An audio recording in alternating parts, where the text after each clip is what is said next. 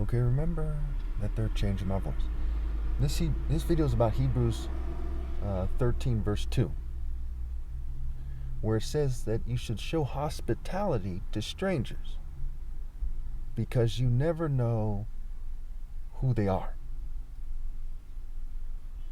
And they use the example of an angel. Some people have come across angels and they didn't know they were angels, and they treat them one way or another. We see that in Genesis, right? With the story of Lot and the angels.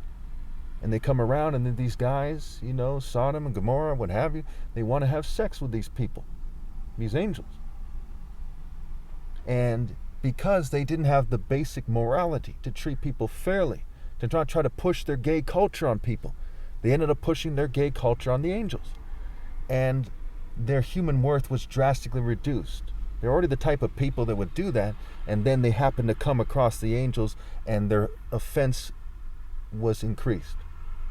And so it is if they were a female who's, a very aggressive and unattractive female, or a sexually immoral female trying to push herself on these people who ended up being angels, right? Who were angels.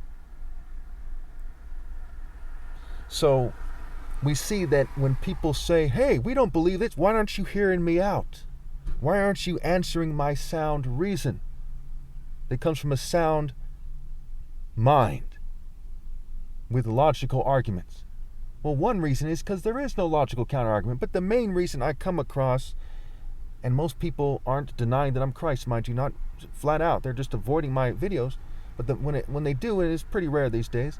The main thing that happens is they're not hearing me out because they are stupid. And that is folly and shame, like I pointed out in the last video. And Christ's own disciples didn't recognize him in Luke 24, as I pointed out in the video before that. So you see what I'm saying?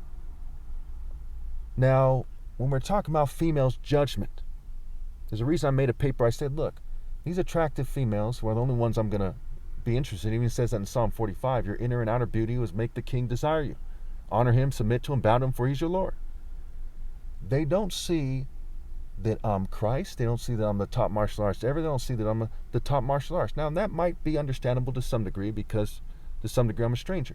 But why don't you see that I'm a righteous person whose inner beauty, and for a lot of my life, his outer beauty as well, and I'm still fairly handsome or so, okay, outshines everyone else?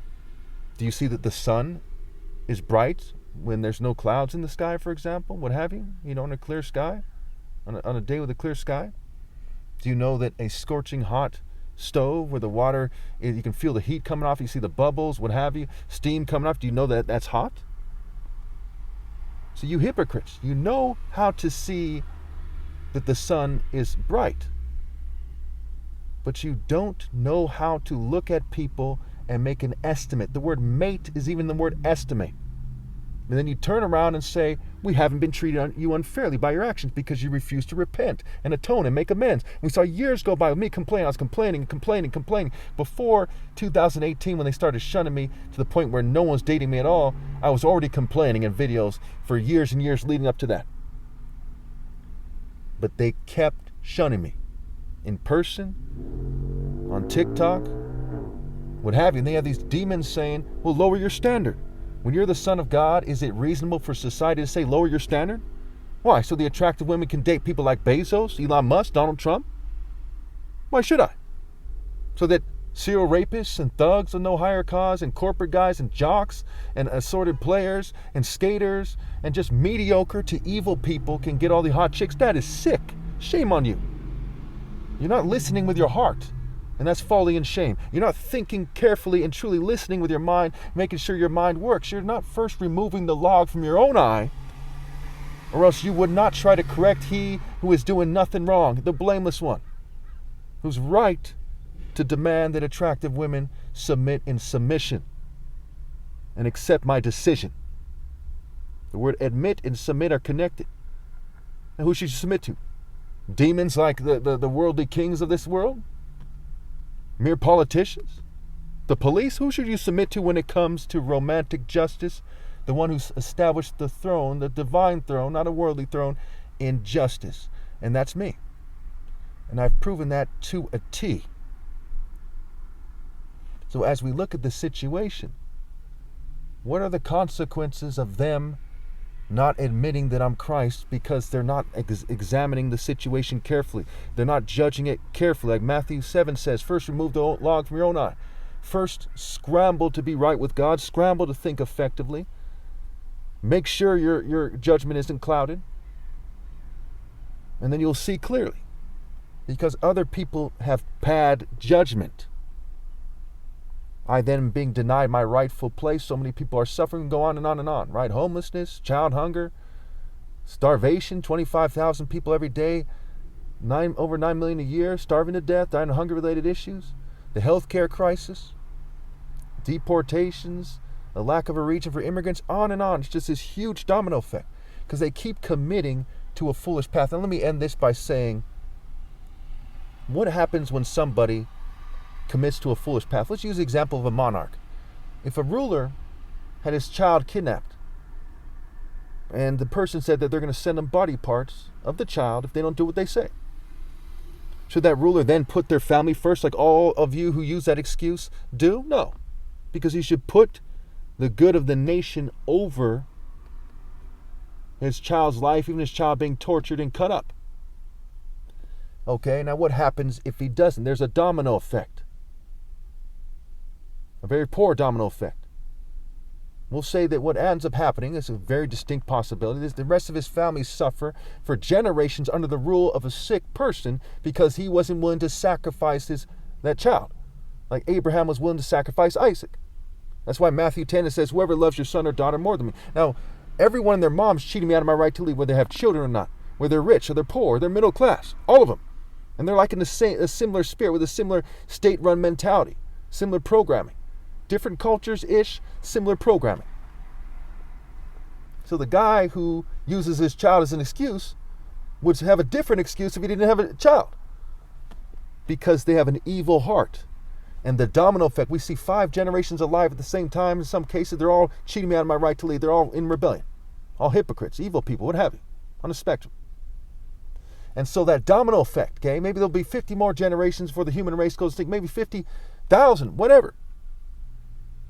But what we see is they're handing them all over to the devil and using their child that they have right now as an excuse. That is poor judgment. There's no other way to look at it. And you see the domino effect. When you have bad judgment, there's a domino effect. That's why every female on this planet is nowhere near as smart as I am, nowhere near as insightful, nor near as lower as the God.